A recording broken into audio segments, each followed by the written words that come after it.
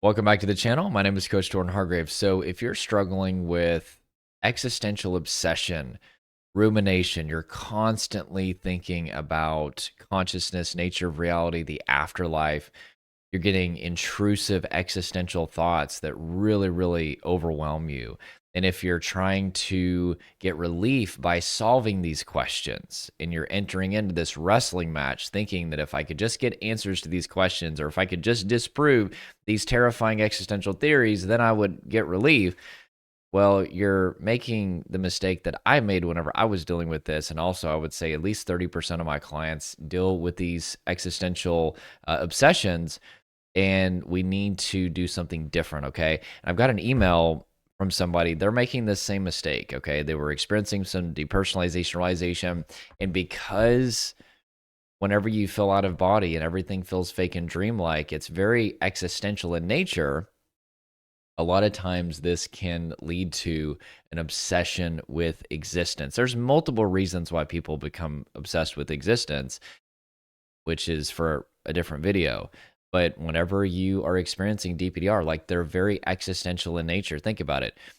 Our body is how we communicate with the material world, right? That is our very existence. And then, of course, if you feel like you're living in a dream world, if everything feels fake and dreamlike, like there's a wall of glass between you and reality, you're naturally going to question your existence because you feel so detached from it. And so it's very common. I mean, I help people with depersonalization realization. That's kind of the symptom set that I specialize in.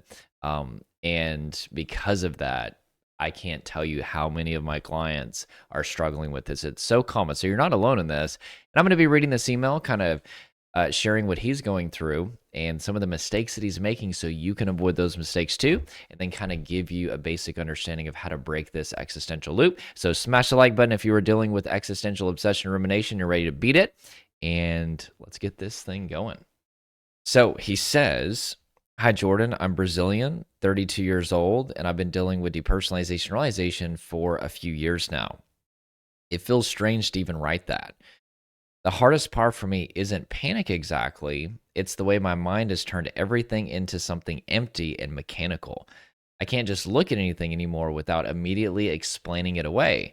When I look at a tree, my brain says this is just light refraction being processed by your eyes. When I hear music, it's just vibrations hitting your ears. When I feel emotion, my mind comments on it like I'm observing a process instead of living in it. Nothing feels innocent anymore." Yeah, I remember whenever I was dealing with this, and I remember literally drinking a cup. Drinking a cup. I didn't mean to say that. Drinking a cup of water, guys. It's really early in the morning, so no judgment. I remember drinking a cup of water, and I'll use this cat cup that I'm using for my coffee this morning. Don't judge me. I'm a 36-year-old dad, and I just don't care anymore. If a cup's a cup, sock's a sock too. But anyway, so I would be drinking the cup, and I would get this intrusive existential thought. Like, what is the brain mechanism that's making my hand move that is allowing me to drink the water? And I would look at a tree or look at the sky, and my mind would be like, well, what is a tree? What is bark? What is the material world? And I could go on and on. I don't want to talk too much about it just because, like, it gets pretty triggering whenever you talk about some of the existential theories and ruminations that happen.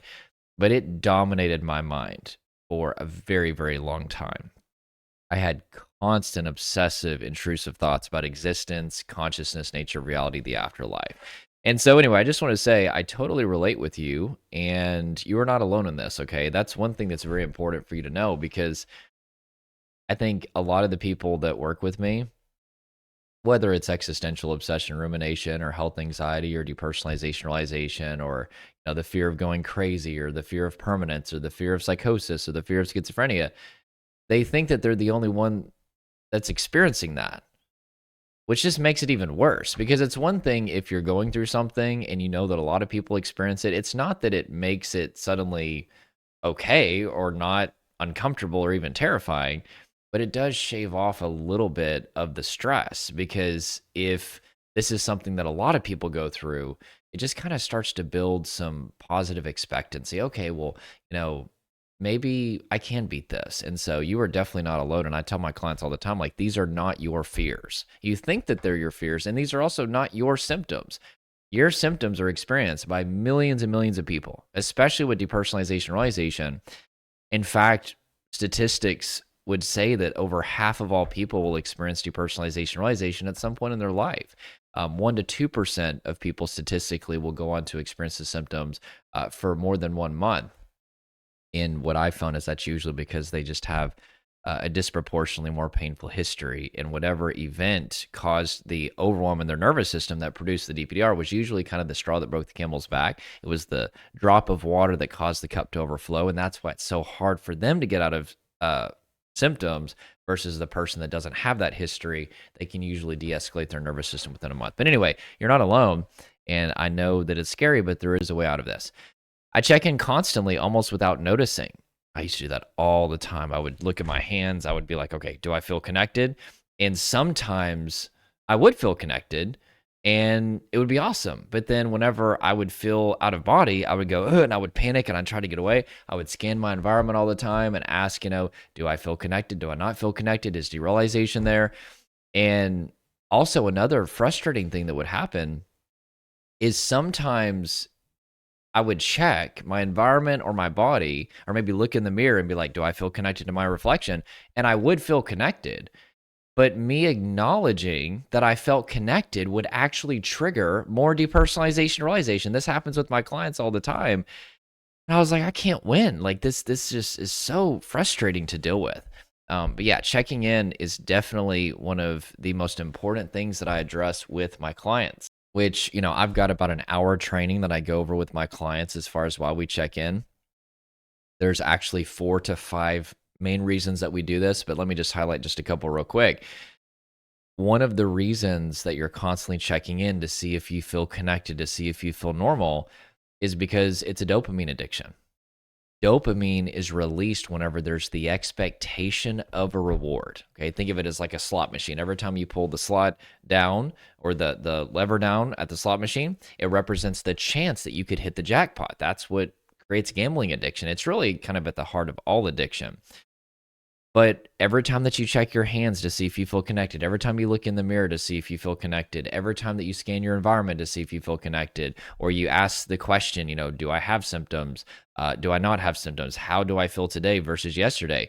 It represents the chance that you could feel connected. And so you really kind of get addicted to it. And it starts out as a conscious behavior, but it turns into a subconscious behavior. But the problem is, whenever you check in, you're actually stressing out your nervous system, because whenever you stop doing what you're doing and you place attention on symptoms, even if it's acknowledging that they're not there, you're still going to access the association of symptoms, which is stress. And so this is something that you're addicted to that is actually one of the layers of stress that is keeping you stuck. So we definitely need to discontinue checking in.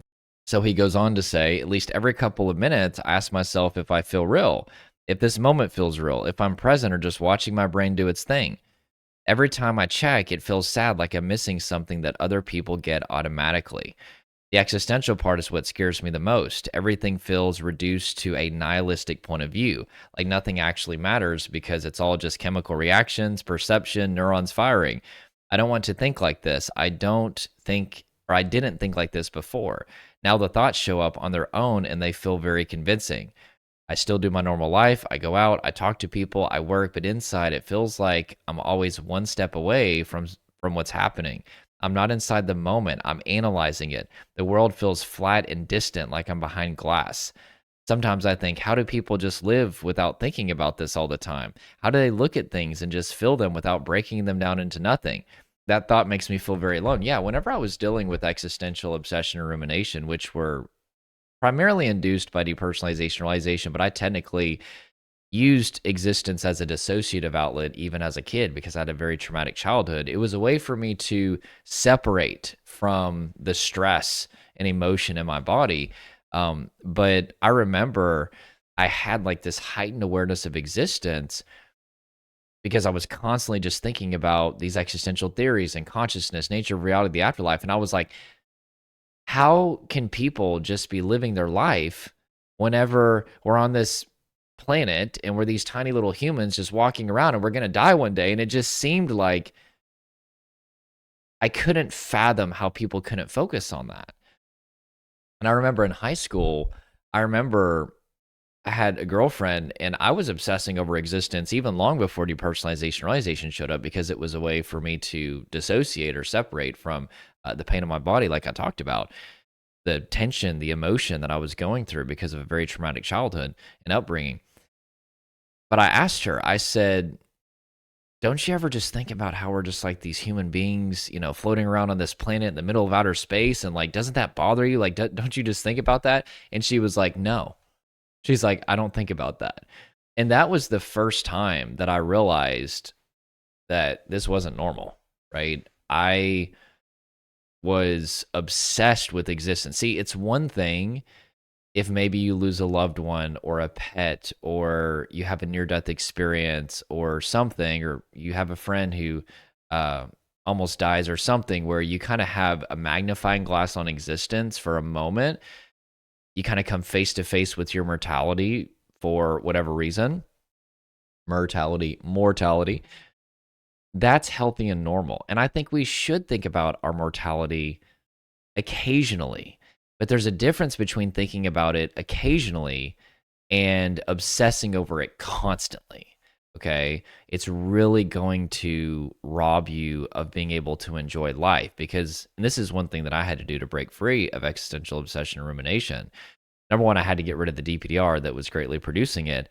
But also, I had to accept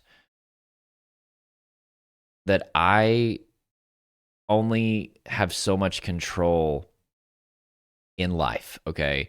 And I was trying to feel a sense of control by focusing or getting clarity about things that were completely outside of my control. I don't know when I'm going to die. I do have faith as a Christian that certain things happen after I die. I could be wrong, but I have faith and believe that it's true. But it made me feel overwhelmed that I couldn't have solid, objective answers beyond faith, which I'm not trying to minimize my faith. I mean, I'm a very passionate person about my faith, but it is just that. It's faith, right? The Bible says that faith is the substance of things unseen.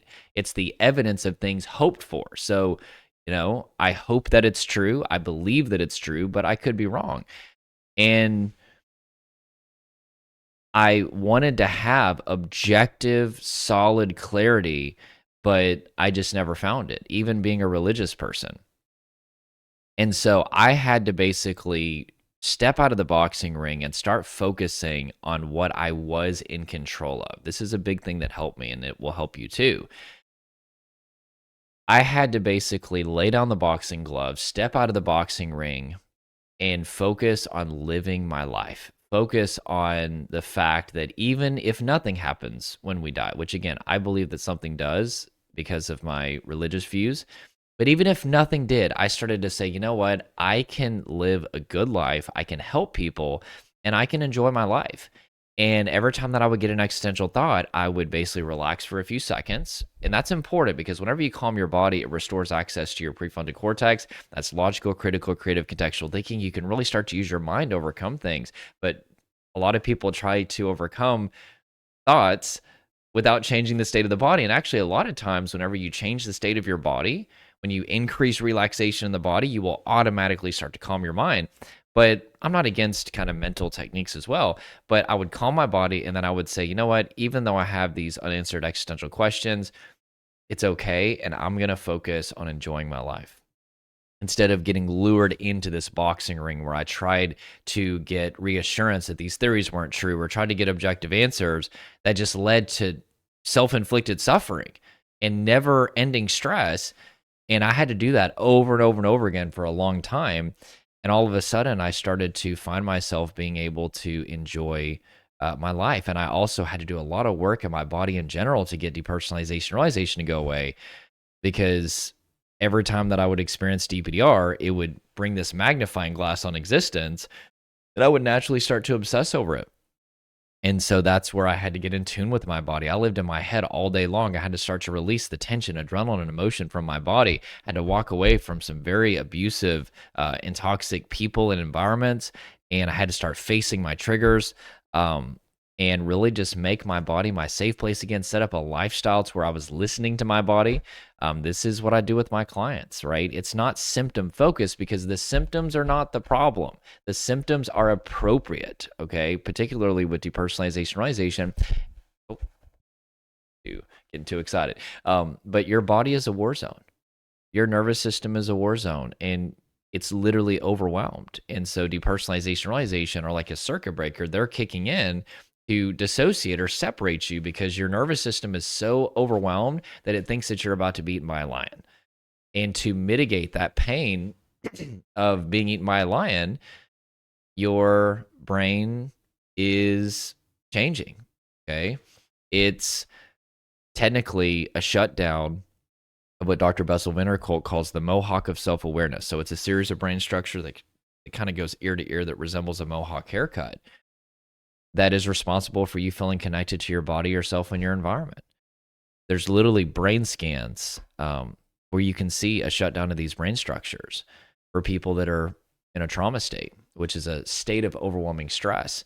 And so the way that we fix that, the way that we get those brain structures back online is not to try to address the symptoms. We directly change the state of the body and nervous system, and we will indirectly get the circuit breaker of depersonalization, realization to shut off. And so if you're in a wrestling match with those symptoms or, even existential obsession, rumination, really any symptoms of fight, flight, freeze, you're picking apples off an apple tree instead of uprooting the tree. And so that's a big part that I had to address as well, was the chaos in my body. And so check out the 5 Shifts Masterclass. There's a link below in the first pinned comment and also the description of this video. It will show you the 5 shifts that you need to make to rewire your nervous system. So many people have been helped by that. And so we're almost finished up here. I want to thank you for your channel because now I understand this is a defense mechanism in my brain. Before, I thought I was losing my mind or waking up to some horrible truth about reality. Even knowing that, it's still hard. Some days feel heavier than others. Some moments feel almost normal, and then I notice them and they disappear again.